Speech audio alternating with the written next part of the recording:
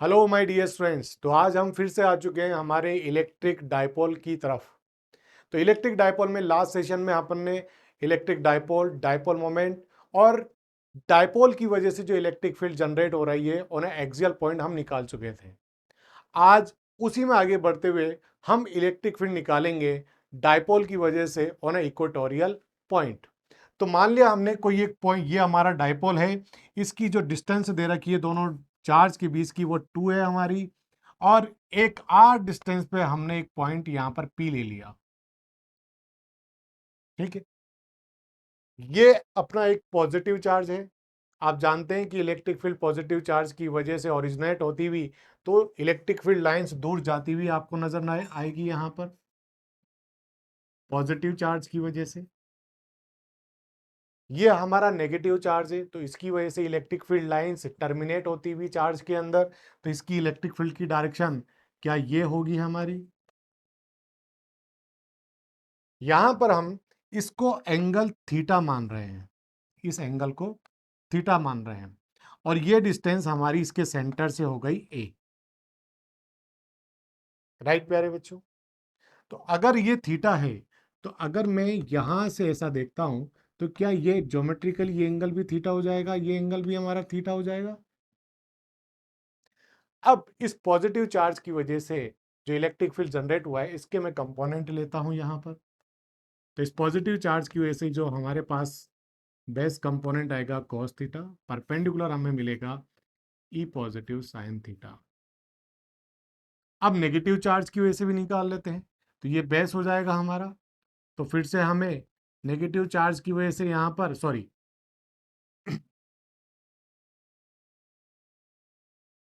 यहां पर E negative cos theta, negative sine इसलिए बता रहे हैं ताकि पता लग जाए नेगेटिव चार्ज से पॉजिटिव चार्ज से इलेक्ट्रिक फील्ड, और इसका परपेंडिकुलर नीचे की तरफ ई नेगेटिव साइन थीटा। आप यहां पर देख रहे हैं कि जो ये लाइन ऑफ जॉइनिंग वाली डिस्टेंस है, क्या ये under root of R square plus a square दोनों तरफ सेम ही होगी। जब चार्ज का मैग्नीट्यूड सेम है, इनकी डिस्टेंस सेम है, तो क्या ये जो ई साइन थीटा पॉजिटिव और नेगेटिव चार्ज की इलेक्ट्रिक फील्ड का कंपोनेंट है, क्या ये आपस में कैंसिल आउट हो जाएंगे। बिल्कुल हो जाएंगे। तो बचेगा सिर्फ हमारे पास यहां पर 2e cos थीटा। क्या बचेगा, 2e cos थीटा। क्या नेट इलेक्ट्रिक फील्ड हमारा इस डायरेक्शन में आ रहा है। और जैसे कि आप लोग जानते हैं कि डायपोल मोमेंट की जो डायरेक्शन होती है वो नेगेटिव चार्ज से पॉजिटिव चार्ज की तरफ होती है। तो ये हमारी डायपोल मोमेंट की डायरेक्शन हो गई नेगेटिव चार्ज से पॉजिटिव चार्ज की तरफ। तो आप यहां पर देख रहे हो कि नेट इलेक्ट्रिक फील्ड और डायपोल मोमेंट की जो डायरेक्शन है दोनों एक दूसरे के अपोजिट में है, उसको अपन नेगेटिव साइन से इंडिकेट कर देंगे। लेकिन बस मैं यहां पर आपको पहले जो मैग्नीट्यूड फॉर्म है उसको मैं डिफाइन करने की कोशिश करता हूं। तो जो हमारा नेट इलेक्ट्रिक फील्ड आ रहा है यहां पर वो कितना हो जाएगा, 2e cos थीटा। तो यहां पर 2 इंटू इलेक्ट्रिक फील्ड के Q upon under root of R square plus a square का अंडर रूट ऑफ का होल स्क्वायर। cos थीटा की वैल्यू इसको अपन एक ट्राइंगल मान लेंगे, तो हमारे पास क्या हो जाएगा into a upon under root of R square plus a square. Right प्यारे बच्चों। सिंप्लीफाई करेंगे तो हमारे पास क्या आ गया यहां पर 2k क्यू ए, ये देखो ए है ये क्यू है, स्क्वायर से रूट कैंसिल आउट हो जाएगा, इसकी पावर 1 हो जाएगी, इसकी पावर रूट है तो 1/2, 1 प्लस 1/2 3/2।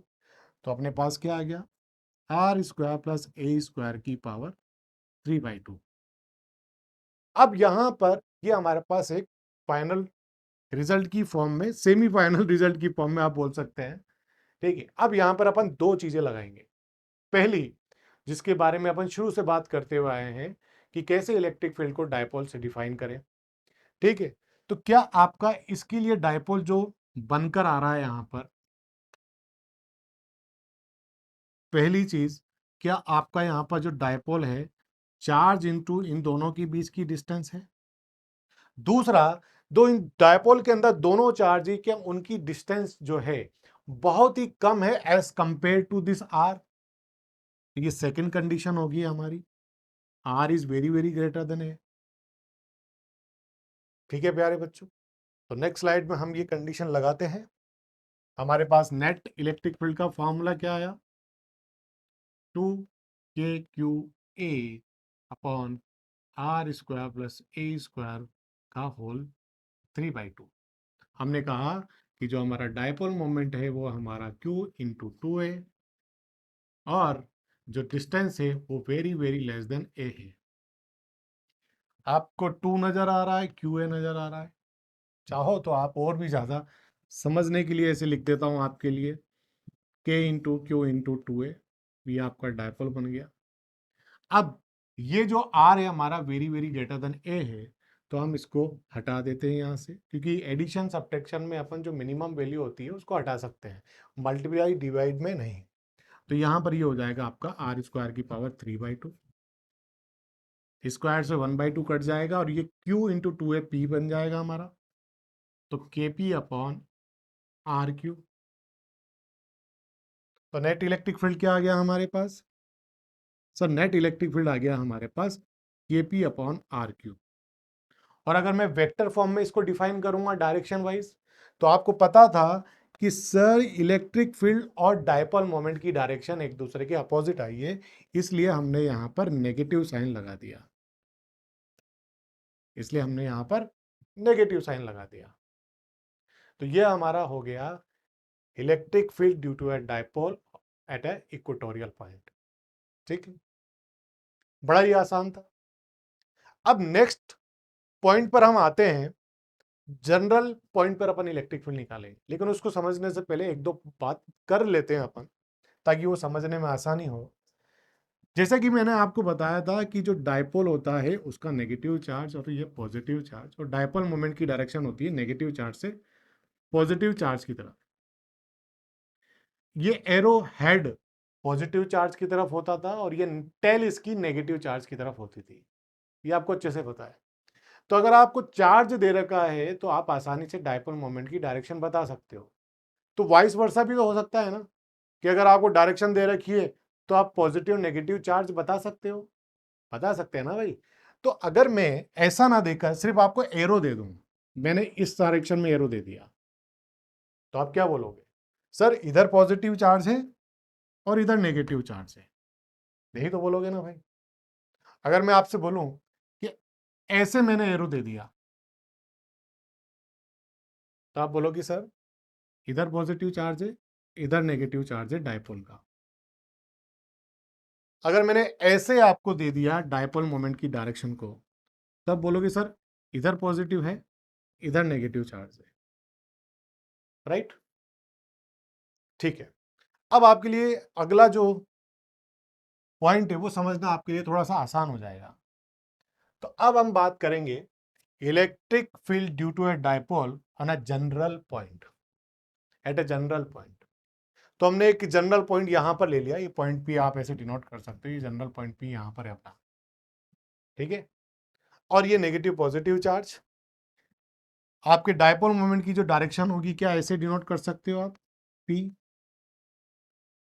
और मैंने ऐसे अज्यूम किया कि जो पी पॉइंट है ना, इसके सेंटर से लाइन ऑफ ज्वाइनिंग पे ये थीटा एंगल बना रहा है,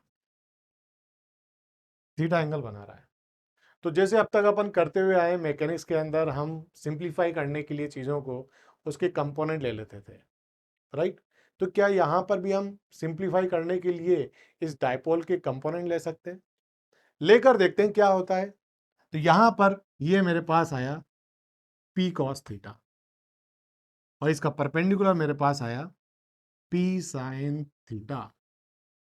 ये आपका एरो हेड, ये आपका एरो हेड। बताइए भाई, ठीक है, आसान। ये अपना सेंटर हो गया, और ये अपनी लाइन ऑफ जॉइनिंग हो गई। तो अब इसी लाइन के अकॉर्डिंग अपन बात करते हैं, ठीक है।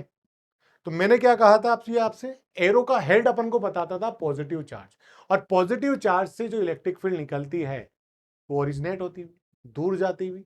तो जो इस पॉइंट पे इलेक्ट्रिक फील्ड होगी पॉजिटिव चार्ज की वजह से, क्या इस तरफ होगी, हाँ। अरे इस लाइन ऑफ जॉइनिंग पे तो ये एक्सियल पॉइंट बन गया, ये तो कैसा बन गया, ये इलेक्ट्रिक फील्ड तो एक्सियल पे आ गई, ये एरो की डायरेक्शन अपन को इलेक्ट्रिक फील्ड की डायरेक्शन दे रही है। तो क्या ये एक्सियल पॉइंट पे इलेक्ट्रिक फील्ड की तरह हो गया केस अपना। अब बात करते हैं पी साइन थीटा की। तो मैंने आपको कहा था टेल का मतलब पीछे की तरफ नेगेटिव चार्ज है, और नेगेटिव चार्ज में से इलेक्ट्रिक फील्ड की लाइन अंदर की तरफ टर्मिनेट होती हुई, कि मतलब कि चार्ज की तरफ जाएगी इलेक्ट्रिक फील्ड लाइंस। तो पीछे कौन है, नेगेटिव चार्ज, तो इलेक्ट्रिक फील्ड किधर जाएगी, पीछे। तो कहां निकालना, यहां पर, तो इस पे किधर जाएगी, पीछे, तो इस पे निकालिए पीछे। एक सेकेंड,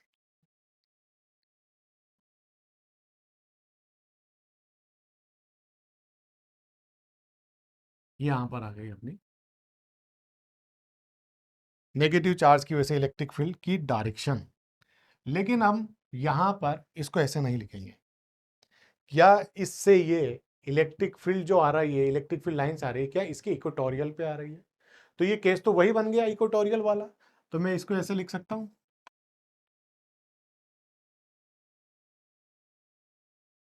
हाँ।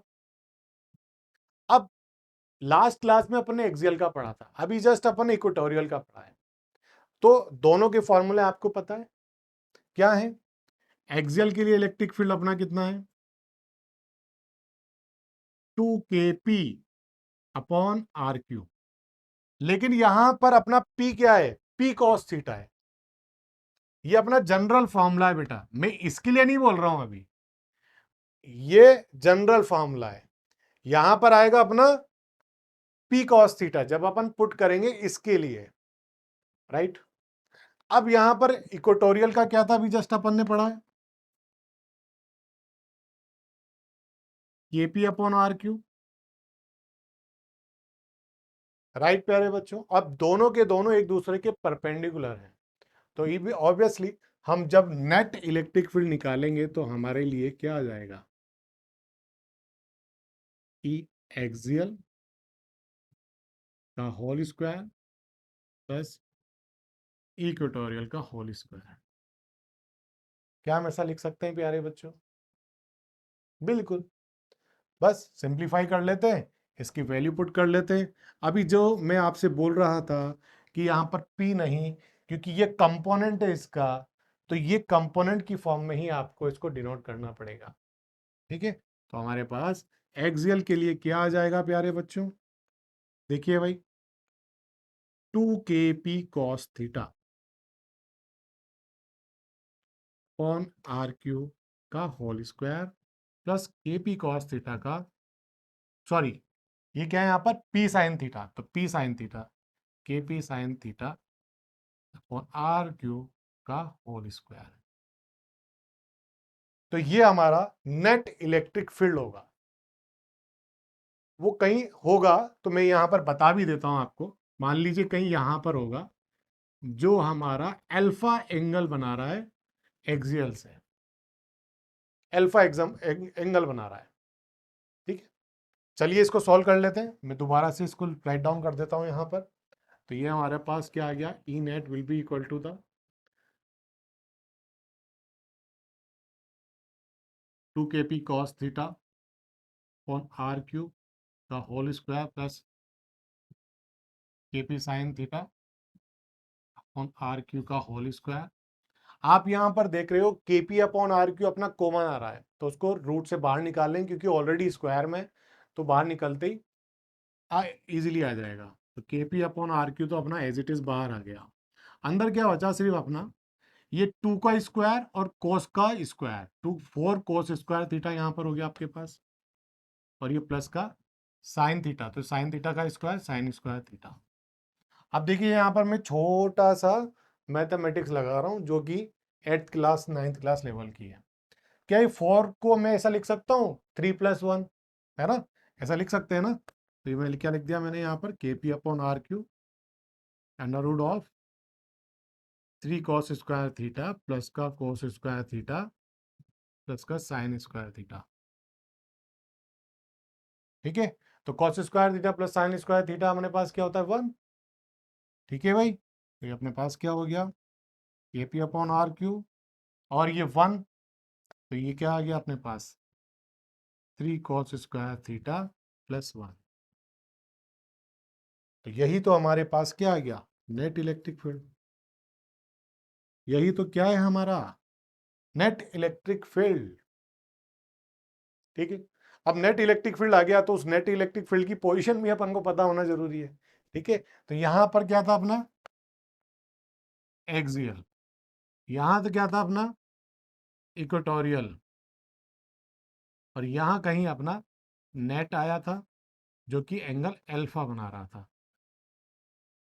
ठीक है। तो इसके लिए मैं यहां पर डिनोट कर देता हूं आपका।